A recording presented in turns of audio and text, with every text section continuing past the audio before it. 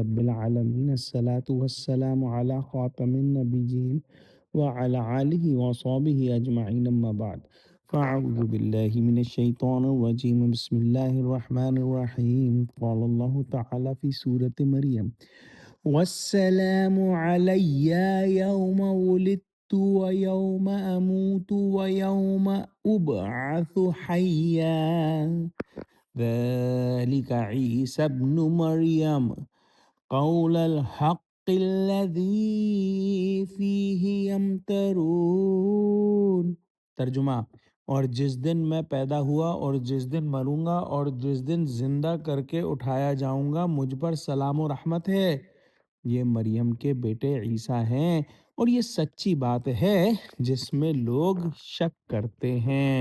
پہلی آیت جو تلاوت ہوئی، اس جملے کے ہم معنی جملہ پہلے حضرت یحییٰ علیہ السلام کے ذکر میں گزر چکا ہے۔ فرق اتنا ہے کہ وہاں خود اللہ سبحانہ و تعالیٰ کی طرف سے کلام تھا، یہاں اللہ سبحانہ و تعالیٰ نے مسیح علیہ السلام کی زبان سے وہی بات کہلوائی، اور حضرت مسیح علیہ السلام نے اپنا کلام جاری رکھتے ہوئے کہا، جب وہ اپنی قوم کے لوگوں کو اپنی ماں کے اوپر اٹھائے گئے سوالات کا جواب دے رہے تھے، حضرت مسیح علیہ السلام نے کہا کہ مجھ پر سلام ہے جس دن میں پیدا ہوا اور جس دن میں مروں گا اور جس دن اٹھ کھڑا ہوں زندہ ہو کر۔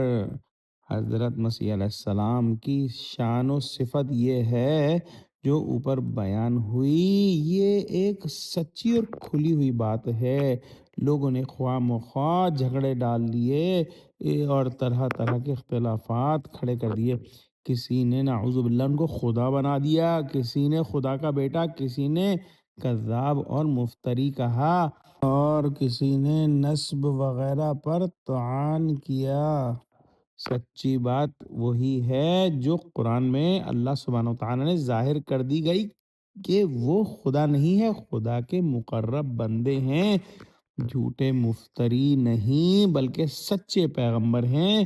ان کا حسب نسب سب سے پاک و صاف ہے۔ اللہ سبحانہ و تعالیٰ نے ان کو کلمت اللہ فرمایا، اور ممکن ہے قول الحق کے معنی بھی یہاں کلمت اللہ کے ہوں۔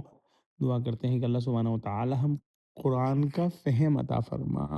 یا اللہ مسلمانوں کو متحد کر دے، یا اللہ مسلمانوں کی مدد کر دے، یا اللہ ہماری اولاد کو ہماری آنکھوں کی ٹھنڈک بنا دے، آمین۔ وآخر دعوانا ان الحمد للہ رب العالمین، والسلام علیکم ورحمۃ اللہ وبرکاتہ۔